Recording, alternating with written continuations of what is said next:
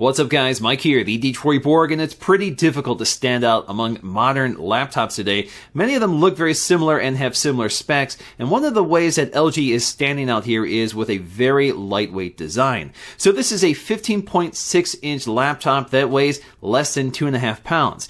Now something like the MacBook Pro, the newest one, weighs over 4 pounds. So that is a much lighter laptop for a comparable size. Now the LG Gram series has been out for a few years, but this is the first time I get to take a look at one. And this is the 2017 model. So this gets a new Kaby Lake processor, a much bigger battery. We go from 35 watt hours to 60 watt hours, and we also get a lighted keyboard, which is a welcome addition. Getting through the spec sheet, they make it pretty simple here. There's one configuration for all of these computers. So it comes with a Kaby Lake Core i7 dual-core 2.7 gigahertz processor. We also get 16 gigs of DDR4 RAM. We also have Intel's HD Graphics 620 GPU, along with 512 gigs of SSD storage, which is quite a bit for this price. Speaking of price, this is definitely not cheap at $1,700, but it does come with some impressive specs. So getting to the unboxing, first thing we have to do here is cut some tabs along the back, and then we can go ahead and lift up the lid. Incidentally, they've done a very nice job with the packaging here, so if you look at the inside of the lid, it's sort of coated in foam to keep everything nice and cushioned. So obviously the first thing we see here right away is the dark silver LG Gram wrapped in plastic, and as soon as you lift it up, it really is stunning just how light it is. Now before we unwrap this, let's get to the accessories. So if we remove the tray in the bottom of the box, we have some paperwork. Along the right side, we have a compartment full of the necessary accessories.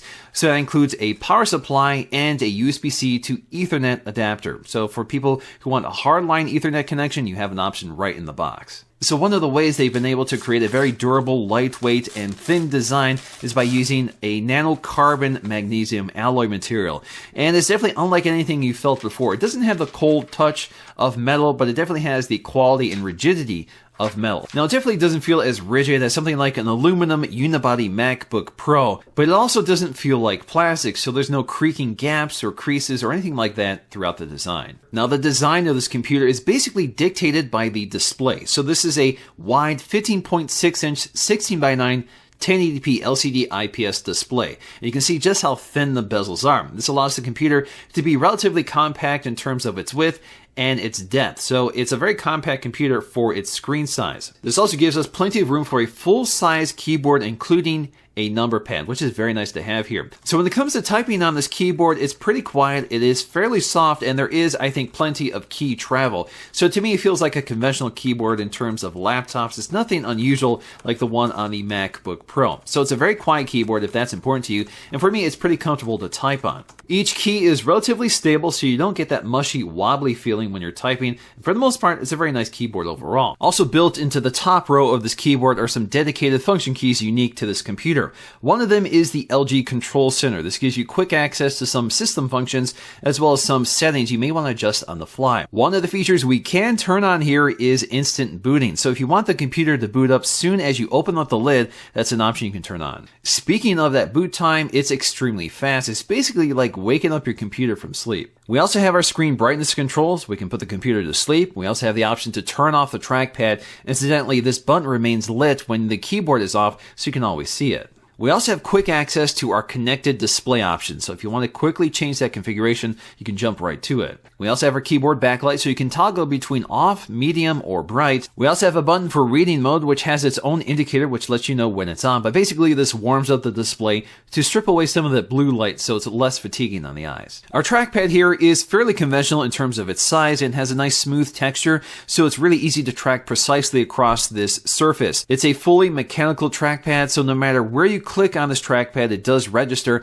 but of course you can get deeper clicks on the left and right lower corners. In terms of drivers, which does make a difference here, it is using Elan drivers instead of Microsoft, but for the most part, I really have no complaints in terms of its performance. So this display looks pretty decent. Again, this is a full touchscreen display with an LCD IPS panel, so it looks great no matter what angle you look at it. In terms of brightness, this hovers around 300 nits at maximum and covers 86% of the RGB spectrum. So it's definitely not the brightest or the most color accurate display out there, but overall I think it finds the right sweet spot for this type of laptop. Now this is a glossy display, so it is prone to glare, but they've done a pretty good job managing it. And because we have this edge-to-edge display that is ultra thin, they've moved the camera to the hinge, which is not the most flattering position for it. It's a fairly decent camera at 720p, so it's nothing remarkable, but the angle definitely isn't the best. The other issue with this location is that it's so close to the keyboard that you can actually see your hands on the keyboard when you're using it. The hinge is also very nicely designed, and it only takes one finger to lift up the lid without moving the entire computer, so you don't have to pry it apart. So again, very nicely weighted hinge, especially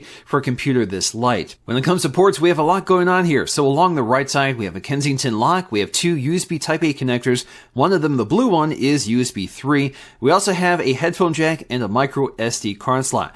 This headphone jack isn't just any headphone jack. This is equipped with DTS Headphone X audio processing. So this delivers much more immersive 3D-like sound with 11.1 channels of audio with standard stereo headphones. So it delivers a much more immersive soundscape. On the left side, we have a charging port, another USB Type-A 3.0 port, an HDMI output, in addition to USB Type-C. Unfortunately, this is not Thunderbolt 3, but of course, USB-C comes with a lot of benefits, including charging and of course, display output. So this works perfectly with my LG ultra-wide display. All I have to do is connect it, charges the laptop, and powers the display. And of course, we have plenty of processing power here to drive both the native display and the connected ultra-wide display. Along the bottom, we have a single removable panel, but they don't make it easy. You have to remove these rubber feet to get to them, but these rubber feet are nice and big, so they protect the bottom of the laptop and feel nice and stable. We do have our speakers down here, so you can see these slits along the side. So although they sound very wide and immersive, it's kind of funny how it really throws the sound around the room.